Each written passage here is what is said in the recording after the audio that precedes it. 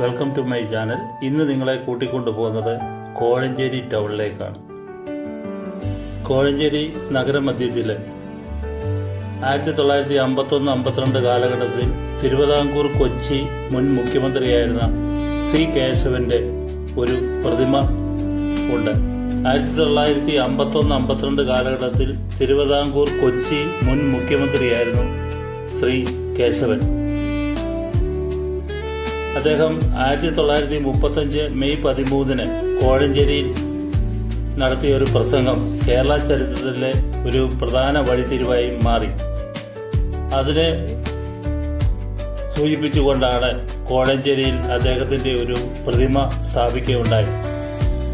ശ്രീ കേശവൻ കോഴഞ്ചേരിയിൽ വെച്ച് സത്രങ്ങള്, റോഡുകള്, സ്കൂളുകള് ഇവ വിവേചനം കൂടാതെ പൊതുജനങ്ങൾക്ക് തുറന്നു കൊടുക്കണമെന്നും അന്നത്തെ ദിവാൻജിയെ പിരിച്ചുവിട്ട് ജനപ്രതിനിധികൾ ഉൾക്കൊള്ളുന്ന നിയമസഭ രൂപീകരിക്കാനും അദ്ദേഹം ഇവിടെ ആഹ്വാനം ചെയ്തുകൊണ്ട് പ്രസംഗിക്കുകയുണ്ടായി. അദ്ദേഹത്തിന്റെ ധീരമായ ഈ പ്രസംഗം അദ്ദേഹത്തിന്റെ അറസ്റ്റിലേക്കും തുടർന്ന് ക്രിമിനൽ നടപടിയിലേക്കും കൊണ്ടുപോയി. ഇത് പൊതുജനരോഷം ഉണ്ടാകുകയും സ്വാതന്ത്ര്യ സമരത്തെ മുന്നോട്ട് കൊണ്ടുപോകുന്നതിന് സഹായമായ മഹത്തായ ഒരു സംഭവത്തിന്റെ സ്മരണാർത്ഥമാണ് ഇന്ന് ഈ കോഴഞ്ചേരിയിൽ കാണുന്ന അദ്ദേഹത്തിന്റെ പ്രതിമ.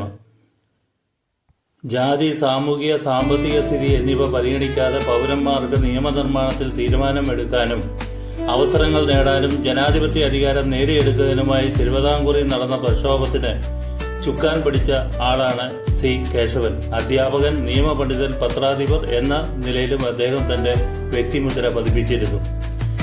1935 മെയ് 13 കോഴഞ്ചേരിയിൽ നടത്തിയ പ്രസംഗത്തിന്റെ ഓർമ്മ പുതുക്കുന്നതിനായിട്ട് വേണ്ടിയാണ് ഇവിടെ സി കേശവന്റെ പ്രതിമ സ്ഥാപിതമായത്.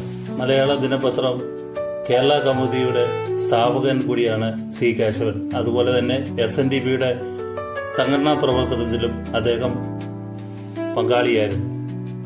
കേരള സർക്കാരിന്റെ ദി ബിൽഡ് കേരള സ്കീമിൽ സി കേശവൻ സ്ക്വയർ നവീകരിക്കുകയും 2025 ഏപ്രിൽ 25 മന്ത്രി ശ്രീമതി വീണ ജോർജ് നാടിന് നവീകരിച്ച സി കേശവൻ സ്ക്വയർ സമർപ്പിക്കുകയുണ്ടായി.